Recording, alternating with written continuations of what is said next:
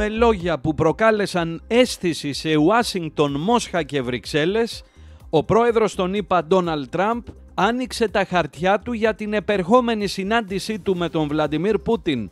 Μίλησε για πιθανές εδαφικές ανταλλαγές, για το ενδεχόμενο άμεσης κατάπαυσης του πυρός, αλλά και για την ανάγκη μιας δίκαιης συμφωνίας, όπως είπε, που θα τερματίσει έναν πόλεμο που, όπως τονίζει και πάλι, δεν έπρεπε ποτέ να ξεκινήσει.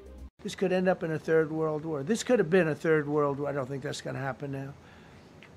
But I thought it was very respectful that the president of Russia is coming to our country as opposed to us going to his country or even a third party place. But I think we'll have constructive conversations. Then after that meeting, immediately, maybe as I'm flying out, maybe as I'm leaving the room, I'll be calling the European leaders who I get along with very well.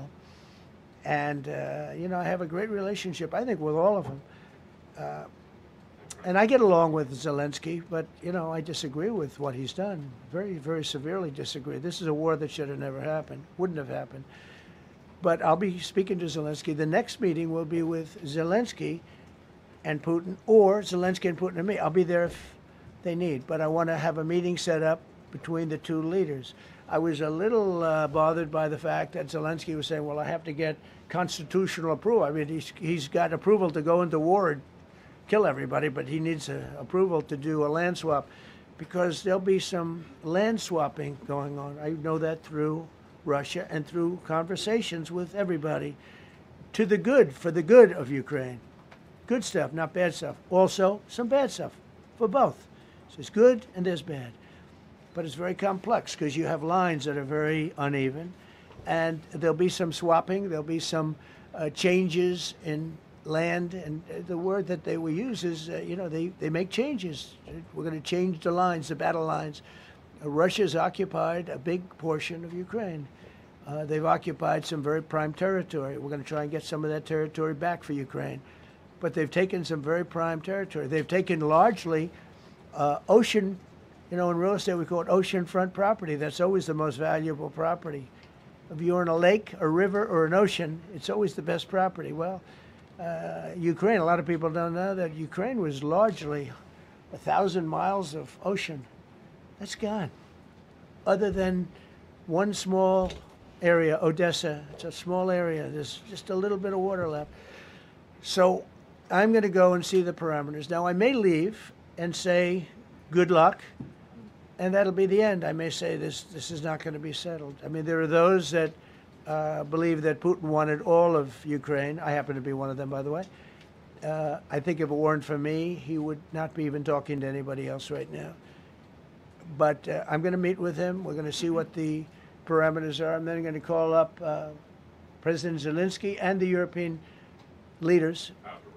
Right after the meeting, yeah. And I'm going to tell them what kind of a deal. I'm not going to make a deal. It's not up to me to make a deal. I think a deal should be made for both. I think Russia has to get back into building their country. It's a massive country. I think they have 11 time zones, if you can believe it. It's a massive, it's by far, from the standpoint of land, it's by far the largest. They have tremendous potential in Russia to do well. They're not doing well. Their economy is not doing well right now because it's been very well disturbed by this. It doesn't help when the President of the United States tells their largest or second largest oil buyer that we're putting a 50% tariff on you if you buy oil from Russia. That was a big blow. And then they say, gee, he wasn't so tough. Nobody else would have done that. And I haven't stopped there. I mean, look, I was all set to do things far bigger than that, but I got a call that they'd like to meet, and I'm going to see what they want to meet about. I'd like to see a ceasefire. I'd like to see the best deal that could be made for both parties. It takes two to tango, right? So ultimately, I'll have a meeting next week. I had a great relationship with him, considering the fact that, I was not nice to him because of the pipeline. I ended the pipeline. I also gave the javelins. Do you ever hear of a javelin? Javelin is called a tank buster.